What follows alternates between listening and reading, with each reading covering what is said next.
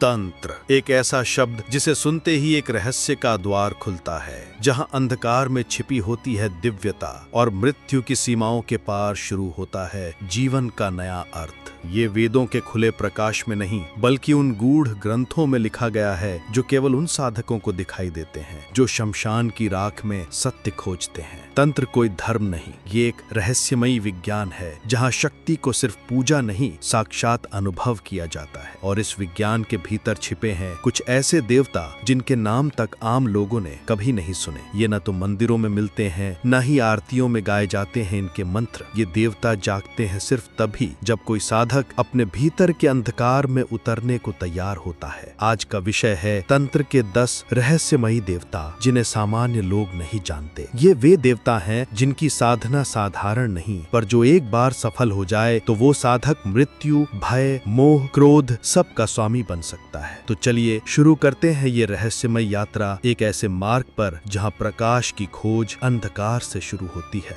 काल भैरव समय के उस पार का देवता। कल्पना कीजिए, एक ऐसा देवता जो सिर्फ मृत्यु के बाद नहीं, बल्कि जीवन के हर क्षण में, हर सांस, हर विचार, हर पाप और पुण्य सबका लेखा जोखा रखता है। वो देवता हैं काल भैरव, शिव का वह स्वरूप जिसे देख स्वयं यमराज भी पीछे हट जाएं। काल यानी समय और भैरव यानी भय को हरने वाला। काल भैरव न केवल समय के स्वामी हैं, बल्कि दिशा, गति, जीवन और मृत्यु सब उनके अधीन हैं। तंत्र कहता है जिसने काल भैरव को जान लिया उसने स्वयं काल को पार कर लिया। उनकी काली आकृति, गले में मुंडमाल, हाथों में त्रिशूल और खप्पर, यह कोई प्रतीक नहीं बल्कि चेतावनी है। वह न्याय के देवता नहीं, निर्णय के देवता हैं। जो सत्य से डिगे उसका संहार तय है, और जो तंत्र के मार्ग पर स्थिर है उसे समय से परे का बोध मिलता है। साधना स्थल शमशान, जहाँ कोई नाम नहीं, कोई रूप नहीं। अंधकार के बीच जब कोई साधक काल भैरव के मंत्रों से साधना आरंभ करता है तो पूरा ब्रह्मांड उसका साथी बन जाता है। मंत्रों की अग्नि, शव की उपस्थिति और तांत्रिक चेतना के द्वार वही खुलते हैं जहाँ काल भैरव उपस्थित होते हैं। प्रसिद्ध स्थल काशी, जहाँ जीवन और मृत्यु की रेखा धुंधली हो जाती है। यहाँ का काल भैरव मंदिर केवल मंदिर नहीं, एक चेतन शक्ति का प्रवेश द्वार है। कहते हैं काशी का कोतवाल काल भैरव है। कोई भी आत्मा, चाहे वह पापी हो या पुण्यात्मा, काल भैरव की अनुमति के बिना काशी नहीं छोड़ सकती, यहाँ तक कि मृत्यु भी नहीं। तांत्रिक ग्रंथों में उल्लेख मिलता है कि काल भैरव की साधना करने वाले साधक को भविष्य का बोध, मृत्यु का ज्ञान और काल पर नियंत्रण प्राप्त हो सकता है। पर चेतावनी स्पष्ट है, यह मार्ग सरल नहीं और काल भैरव की दृष्टि में कोई छल छुप नहीं सकता। तो जब अगली बार आप समय की चिंता करें, याद रखें कोई है जो आपके समय को नियंत्रित कर रहा है, और वह है काल भैरव। न्याय नहीं, निर्णायक, रक्षक नहीं, नियंता।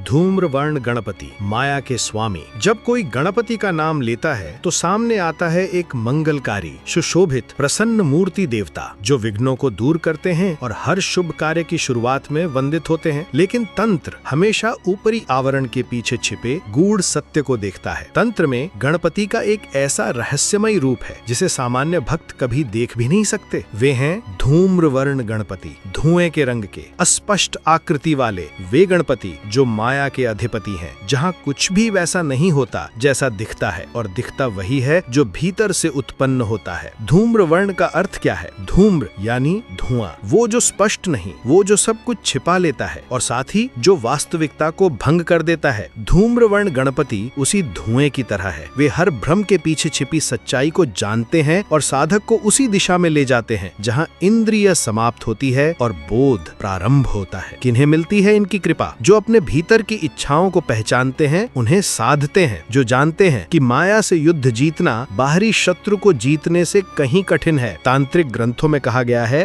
धूम्रवर्णम भजेत यस्तु माया व्यूहम विजेत्य सहा, अर्थात जो धूम्रवर्ण का ध्यान करता है वो माया के जाल को पार कर जाता है। साधना कैसी होती है? ये साधना दिन में नहीं, रात के धुंधले प्रहरों में की जाती है, जहाँ दीपक की लौ स्थिर नहीं रहती, जहाँ धूप और लोबान के धुएं में आकृतियां बदलती हैं, वहीं साधक त्राटक करता है धूम्रवर्ण गणपति के यंत्र पर, और जब करता है ओम धूम्रवर्णाय नमः, ओम मायातीताय स्वाहा। और इनकी साधना से साधक को मिलती है भ्रम को भेदने की दृष्टि, माया के पर्दे के पीछे छिपे शत्रु के विचारों को पढ़ने की शक्ति और सबसे बड़ी बात, स्वयं की इच्छा पर नियंत्रण। गुप्त जानकारी, धूम्रवर्ण को भोग में चढ़ाया जाता है। धूम युक्त पदार्थ जैसे धूप, मदिरा और धुएं में तले हुए पकवान। इनकी मूर्ति कहीं मंदिरों में नहीं, ये तांत्रिक आंतरिक यात्रा के देवता हैं। इन्हें आवाहन नहीं किया जाता, इन्हें उन्मीलन से प्रकट किया जाता है, अंतर की गहराई से। तो अगली बार जब आप गणपति की मूर्ति देखें तो स्वयं से एक प्रश्न पूछिए, क्या आप उनके धुएं में छिपे रूप को जानने के योग्य हैं? क्योंकि धूम्रवर्ण गणपति आपको बाहरी संसार से नहीं, आपके भीतर के सबसे गहरे, सबसे रहस्यमय यथार्थ की ओर ले जाते हैं, जहां आपसे कुछ भी छिपा नहीं होता, यहाँ तक कि आप स्वयं भी नहीं। अग्निवेश, अंतः अग्नि का जागरण। अग्नि जिसे तुम यज्ञ की लपटों में देखते हो, जो आहुति को देवताओं तक पहुंचाती है, वो केवल बाहर की अग्नि है। पर तंत्र कहता है सबसे भयानक अग्नि वो है जो भीतर जलती है, और जब ये अग्नि शिव स्वरूप हो जाए तो वो कहलाती है अग्निवेश।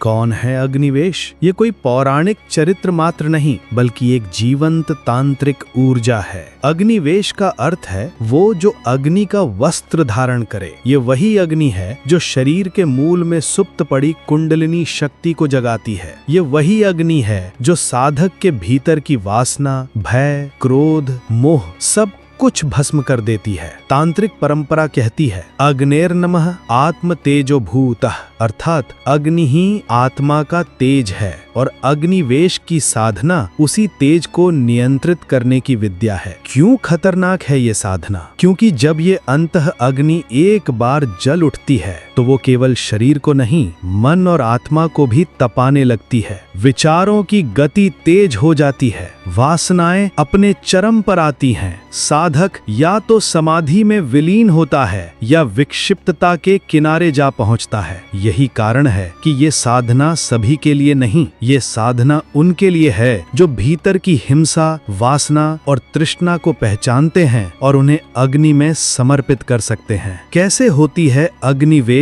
साधना? ये साधना एकांत स्थान पर, विशेषकर ब्रह्म मुहूर्त में की जाती है। साधक को अपने भीतर की ऊर्जा को रोके रखना होता है, वीर्य शक्ति को तेज में रूपांतरित करना पड़ता है। नाड़ी शुद्धि प्राणायाम, ब्रह्मचर्य नियम और गुप्त बीज मंत्रों का प्रयोग होता है, जैसे ओम अग्निवेशाय नमः, ओम अग्निजालाय स्वाहा। साधक को इस साधना के दौरान न भोजन में आसक्ति रखनी होती है, न निद्रा में, क्योंकि जैसे जैसे अग्नि भीतर प्रज्वलित होती है, शरीर तपता है, श्वासों में अग्नि दौड़ती है, आंखों में ज्वाला दिखती है और आत्मा का द्वार धीरे धीरे खुलता है। तांत्रिक संकेत, यदि साधना सफल हो तो साधक को 3 संकेत मिलते हैं। नींद विलीन हो जाती है, हृदय में कंपन और गर्मी का अनुभव होता है, स्वप्नों में अग्नि, सर्प या तीसरा नेत्र प्रकट होता है। अग्निवेश कोई देवता नहीं जिनकी मूर्ति बनाई जाए, वो एक भीतर का विस्फोट है जो साधक को जलाकर राख करता है और फिर उसी राख से नया स्वरूप देता है, जैसे शिव स्वयं ने तांडव किया था, विनाश से सृजन तक। तो प्रश्न ये नहीं कि अग्निवेश कौन है, प्रश्न ये है कि क्या आप अपने भीतर की अग्नि को पहचानते हैं? क्या आप जलने के लिए तैयार हैं? बटुक भैरव, शिशु में छिपा संहार। कल्पना कीजिए एक नन्हा बालक, सहज, सरल और मासूम। उसकी मुस्कान में मोह है और आंखों में शांति। परंतु वही बालक जब तंत्र की दृष्टि से देखा जाए तो वह किसी संहारक अग्नि से कम नहीं। वह बालक और कोई नहीं, स्वयं काल भैरव है, बटुक भैरव के रूप में। ये कोई साधारण बाल रूप नहीं है, ये वह रूप है जो अहंकार, पाप और भय के गर्भ में छिपे अंधकार को बाल सहजता से नष्ट कर देता है। कहते हैं जब ब्रह्मांड में अराजकता ने जन्म लिया तब शिव ने अपने भीतर से इस रूप को प्रकट किया, एक ऐसा रूप जो निर्दोष भी है लेकिन संहारक भी। तांत्रिक दृष्टिकोण से बटुक भैरव का यह रूप अत्यंत सक्रिय और रक्षात्मक होता है। उनकी साधना करने वाला साधक न केवल सूक्ष्म शक्तियों से जुड़ता है बल्कि उसे ऐसे संकेत मिलने लगते हैं जो आने वाले अदृश्य संकटों की पूर्व सूचना दे देते हैं। ये संकेत कभी स्वप्नों के माध्यम से आते हैं, कभी सहज अंतर्ज्ञान के रूप में। बटुक भैरव की साधना में सबसे अधिक महत्व है निष्कलंक हृदय और बालवत श्रद्धा का, क्योंकि ये साधना शक्ति से अधिक भक्ति मांगती है। ये वह मार्ग है जहाँ साधक को बालक बनकर ही बटुक भैरव की शरण में जाना होता है। गोपनीय तांत्रिक परंपराओं में कहा जाता है कि जिसके जीवन में भय व्याप्त है, जिसके चारों ओर अदृश्य दुश्मन है, या जो लगातार मानसिक और आत्मिक हमलों का शिकार हो रहा है, उसके लिए बटुक भैरव की साधना एक अदृश्य कवच बन जाती है। याद रखिए, ये बानक केवल दिखने में मासूम है, वास्तव में वह काल का वह अंश है जो हंसते हुए भी विनाश कर सकता है। वह खेल खेल में दुष्टों के समूल विनाश की क्षमता रखता है और यही उसका सबसे बड़ा रहस्य है। मासूमियत में छिपा महाशक्ति का ज्वालामुखी, बचपन में छिपा संहार और सरलता में समाहित तंत्र का